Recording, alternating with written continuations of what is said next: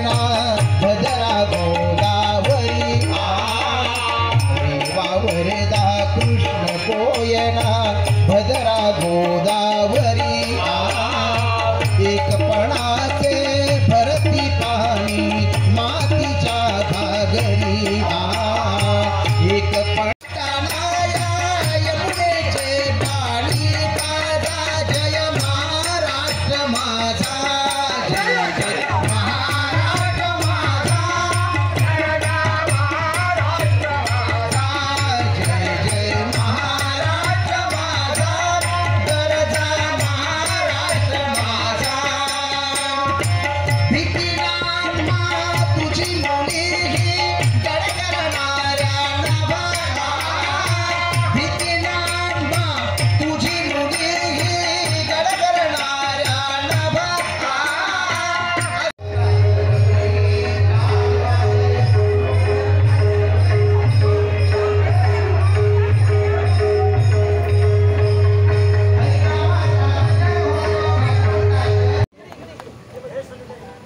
सागर brass band Diwali Koliwada जर आपण सज्ज झाला असेल तर बँडच्या वादनाने ताईंचं स्वागत होऊ द्या, हे उचित होईल असं मला वाटतंय.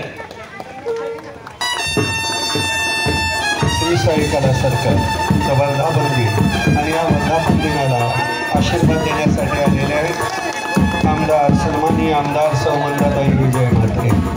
सत्यनारायणाच्या पूजेच्या निमित्ताने वर्धापन दिन साजरा करत असतानाच आशीर्वाद लाभावा, थोरा मोठ्यांचा आशीर्वाद असावा, थोरा मोठा कलाकारांचा आशीर्वाद.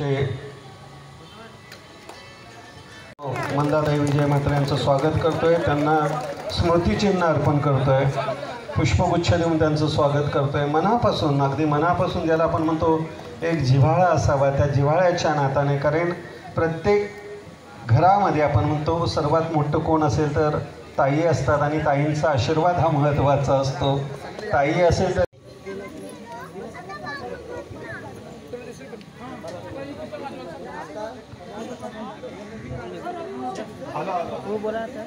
मला आशीर्वाद देण्यासाठी मी ताईंना 2 शब्द बोलण्याची विनंती करतो.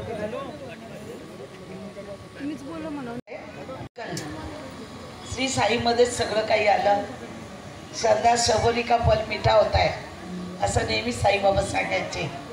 आणि या मुलांनी सुद्धा श्रद्धा आणि सबुरी धरली म्हणून आज हा 10वा वर्धापन दिवस आपण त्यांच्या जागेमध्ये साजरा करत आहोत.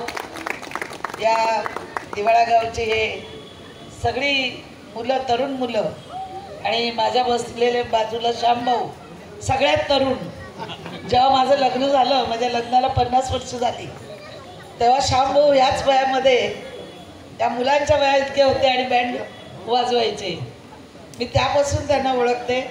सगळे आलेले आमची मंडळी सगळ्यांची नावं नाही घेत. आमचे रविभाऊ, आमच्या सगळ्या भगिनी, त्यात आता एकीने झालं मी सर्व्हिसला आहे. मला खूप आनंद वाटला. मी आले ते योगा बिगा करा, ये ना ताई बस ये.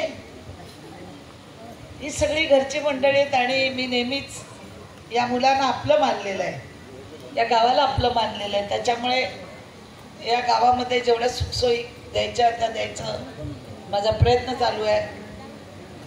आणि मुलांनी साईबाबाच्या मार्गाने गेलात म्हणून आज तुम्हाला हे प्राप्त झालं. 1 वर्षापूर्वी माझ्याकडे आले ताई, आम्ही पाण्यात आहोत, खूप पाऊस झाला, सगळं बँडची व्यवस्था ठेवायला काहीच नव्हतं. म्हटलं थांब, पहिले तुमच्या गावातली सगळी जागा मोडीत काढायची आहे. आणि तुम्हाला खरं नाही वाटणार, गावाल्याने खूप मदत केली. सगळी जागा अतिक्रमण होतं, कोणाचं ते आपलं चायनीज होतं, कोणाचं भंगार होतं, बिचाऱ्यांना भाडं मिळत होतं. पण मी सगळ्या गावाला जर सुविधा पाहिजे असेल तर कुठेतरी आपण त्याग केला पाहिजे. आणि हे पहिलं गाव आहे महाराष्ट्रातलं जे स्मार्ट विलेजमध्ये. आता रस्ते तुम्ही बघितले, पहिलं गावात यायला 2 तास जायचे, आता अजूनही कामही मल्टीपर्पज बिल्डिंग सुरू आहे, मच्छी मार्केट, तिथे दुकानं झाले आहेत. आता शाळेचं काम चालू आहे, स्मशानाचं अत्याधुनिक स्मशान जिथे आपल्याला शेवटी जायचं आहे ते सुद्धा आपण चांगलं बनवायला घेतलेलं आहे. आपण मागे एक ह्यांना किस्सा सांगितला होता, त्यातली बँडवाली थोडीच पोर होती. पण आज तुम्हालाही सांगते एक किस्सा. स्टेजवर बसलेत त्यांना. वसईच्या बँडची एक स्टोरी आली होती मठामध्ये, महाराष्ट्र टाइम्समध्ये, की आमचा बँडचा धंदा खूप चांगला चालला आहे. तर लोकांनी त्यांना विचारलं का म्हणून. तर म्हणतं आम्हाला बँड वाजवायला कुठेच जागा नाही गावामध्ये.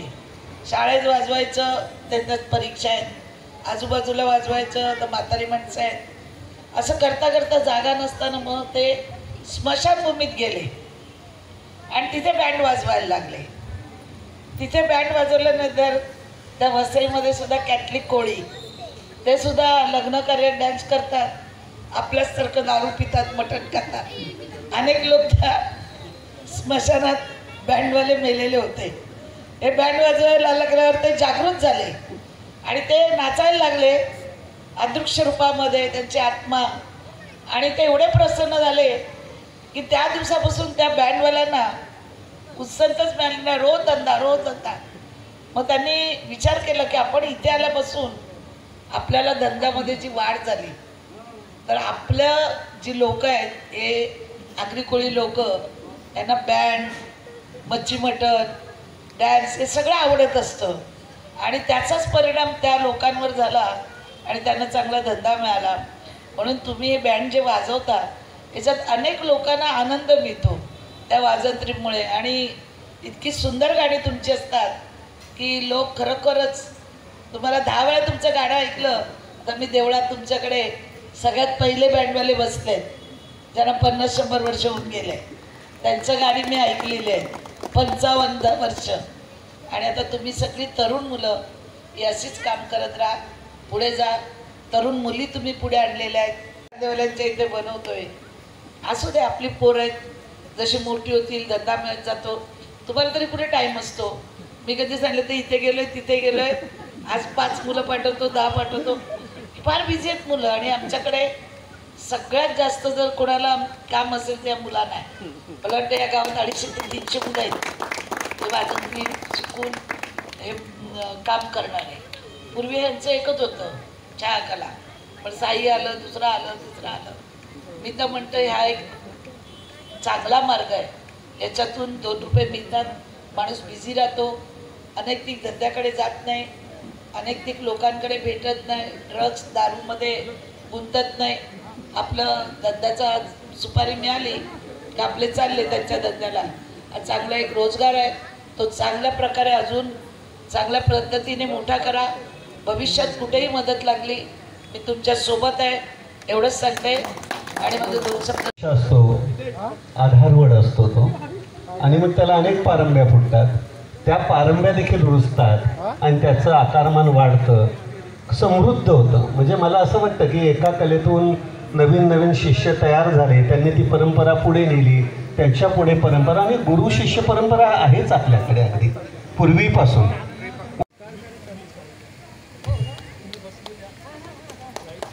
टाळ्यांच्या गजरामध्ये आपण त्यांचं स्वागत करूया सगळ्यांना. असे कलाकार आणि त्यांचं नातं आपल्या बँडशी आहे. मास्तर आनंद जोशी यांनी अनेक आपलं हे बँड वादन करता करता अनेक मोठमोठ्या संगीतमय कार्यक्रमाला संगीत संयोजन केलेलं आहे आणि त्याच्याचमुळे हे गुणाबुंद वाढत गेले. पहिले त्याचं वाढदिवसाचं करूया. नाटक त्याचं मी पाहिलेलं आहे. त्याच्यामध्ये राज्य नाट्य स्पर्धेमध्ये प्रथम क्रमांकाचं बक्षीस मिळवलेलं असे नाटक शिमा, त्याच्यामधील हे कलाकार आहेत. आणि म्हणजे रंगमंचावरचा कलाकार प्लस पत्रकारिता अशा दोन्ही, आणि नाटच्या चांगल्या दिवशीमध्ये वाढदिवसाच्या श्रीकृष्ण कला सर्कल पनवेल तक्का हे देखील नाव फार आपलं बँडमधील प्रसिद्ध असं नाव आहे. त्यांचं देखील श्रीफळ स्मृतिचिन्ह देऊन ताईंच्या हस्ते आपण सत्कार करतोय. असे हे महेश मोहन देवळेकर यांचं देखील आपण सत्कार करतोय. त्यांना पुष्पगुच्छ, श्रीफळ आणि स्मृतिचिन्ह देतोय. खूप मोठं नाव आहे आपल्या बास बँड आणि संगीतातलं, महेश मोहन देवळेकर. सगळे आपल्या गावात